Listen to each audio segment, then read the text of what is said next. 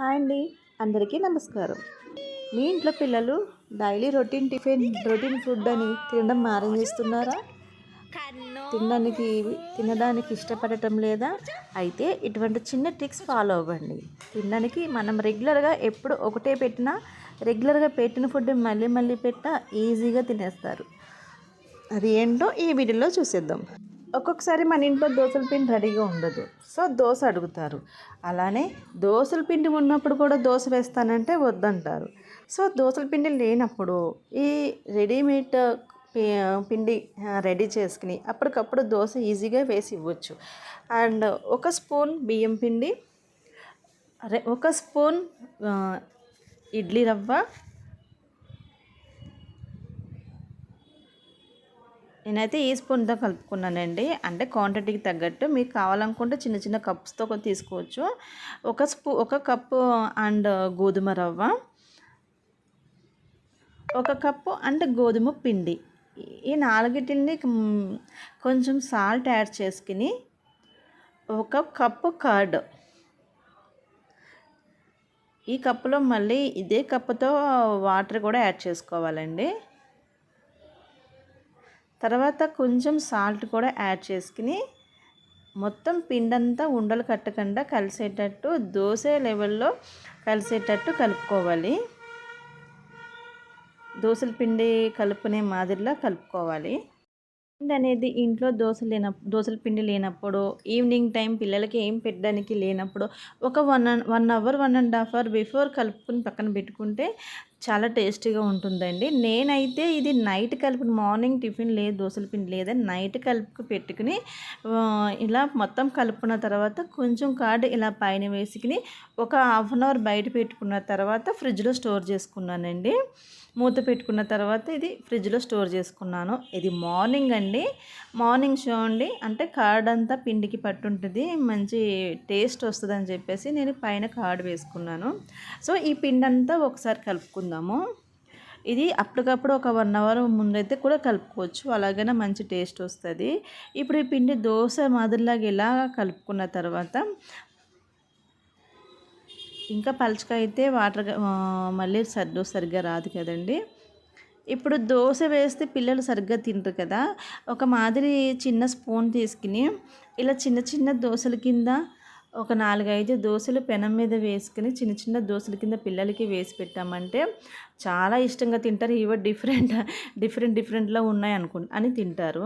దీంతో ఇలానే కాదు, చిన్న చిన్న బొమ్మలు వేసినా ఏం వేసినా సరే ఇష్టంగా తింటారు. ఫుల్ దోశ వేస్తే మాత్రం మా పిల్లలు డైలీ దోశ అంటారండి. అందుకనే ఈసారి ఇట్లా ట్రై చేశాను. ఈవినింగ్ స్నాక్స్ కూడా ఈ పిండి ఫ్రిడ్జ్లో పెట్టుకుంటే ఈవినింగ్ స్నాక్స్కి కూడా ఉపయోగపడుతుంది. పుల్లగా చాలా మంచి టేస్ట్ వస్తుంది. సో ఇప్పుడైతే అన్నీ వేగిపోయినాయి. దీంట్లో కొంచెం ఆయిల్ చేసుకుని నెయ్యి కూడా వేసి పెట్టుకోవచ్చు. దీంట్లో కొంచెంగా ఆయిల్ వేసుకుని ఈ దోశలు ఒక్కొక్కటి తిరగేసుకుందామండి. కొంచెం ఇట్లా అన్ని దోశలు ఒక్కొక్కటి తిరగవేసిన తర్వాత ఆయిల్ చుట్టూరు ఉంది కదా, ఒకసారి పెనాన్ని అటు ఇటు మూవ్ చేస్తే ఆయిల్ అనేది మొత్తం వీటికి బాగా పడుతుంది అనేసి అండి. చూడ్డానికి చిన్న పొంగనాల్లా కనిపిస్తున్నాయి, కానీ పొంగనాలు అయితే కాదు, ఓన్లీ చిట్టి దోశలండి.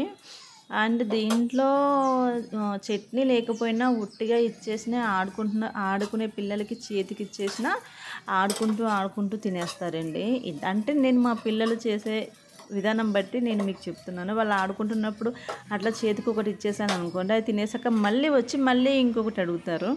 అట్లా నాకు స్నాక్స్ కింద ఉపయోగపడింది, మార్నింగ్ టిఫిన్ కింద ఉపయోగపడింది, బాగా సేవ్ అయింది నాకు ఈ పిండి అయితే. ఇప్పుడు ఇవన్నీ ప్లేట్లో తీసుకుని మా పాప దగ్గరికి వెళ్ళాను. ఫస్ట్ దోశ తింటావా జాన్ అంటే, వద్దు మమ్మీ రోజు దోశ అంటామంది.